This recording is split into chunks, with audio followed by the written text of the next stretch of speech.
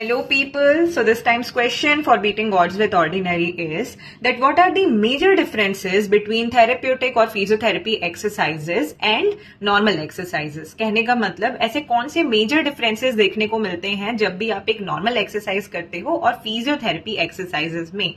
तो कई बार ऐसा होता है कि बहुत सारे पेशेंट्स इस चीज को कंफ्यूज कर देते हैं कि हाँ फिजियोथेरेपी एडवाइस किया है डॉक्टर ने तो नॉर्मल एक्सरसाइजेज ही करनी है, तो यूट्यूब में चेक कर लेते हैं या फिर हम अपने गूगल में चेक कर लेंगे, है ना। तो क्यों ये चीजें नहीं करनी चाहिए उसका मैं आज आपको आंसर देना चाहूंगी। So the very first reason is that what is the purpose. आपका कोई भी एक्सरसाइज करने का कहीं ना कहीं एक पर्पस रहता है, ठीक है। जब भी आप एक फिजियोथेरेपी क्लिनिक में जाते हो या फिर आपको हॉस्पिटल में एडवाइस होता है फिजियोथेरेपी, तो आपको जो एक्सरसाइजेस करवाई जाएंगी वो बिल्कुल भी नॉर्मल वाली एक्सरसाइजेस नहीं रहेंगी। यहाँ पर जो भी पेशेंट आया है, चाहे वो स्ट्रोक का पेशेंट हो, अर्थराइटिस का पेशेंट हो, उसका कहीं ना कहीं पावर चला गया है, उसका जो हाथ पैर है वो मूवमेंट नहीं कर रहा है सही से, इस वजह से वो यहाँ पर फिजियोथेरेपी क्लिनिक में आया है।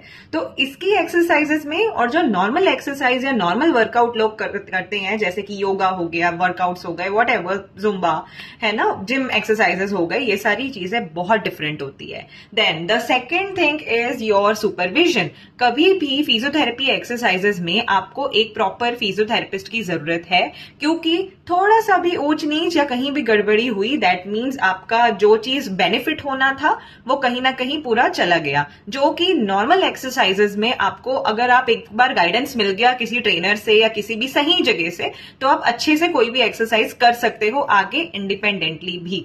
The third point is customization. कभी भी कोई भी थेरेप्यूटिक एक्सरसाइज ऐसा नहीं है कि हमेशा सेम चलेगी, वो हमेशा चेंज होती रहती है। तो या हम हमेशा अपना जो पूरा प्रोटोकॉल है वो चेंज करते रहते हैं, ठीक है। तो बहुत बड़ा डिफरेंस है ये भी। ये चीज हमेशा इसमें नहीं होती है, नॉर्मल एक्सरसाइजेस में ऐसा नहीं होता है। अगर आपको सिर्फ फिटनेस के लिए करना है, अपने एंड्योरेंस के लिए करना है, इन चीजों के लिए करना है, स्ट्रेंथ के लिए करना है, तो आप कोई भी एक्सरसाइज रिपीटेडली हर वीक कर सकते हो, उसमें कोई बहुत बड़ा इशू नहीं होता है। Then the fourth point is your intensity and progression.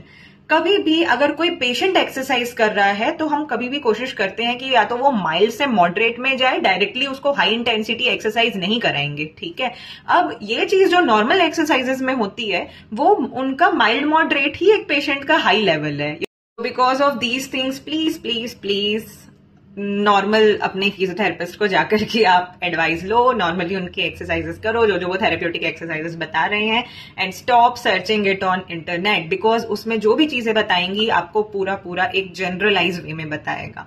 So that's it people, and do follow the ordinary therapist for more such type of contents. Thank you.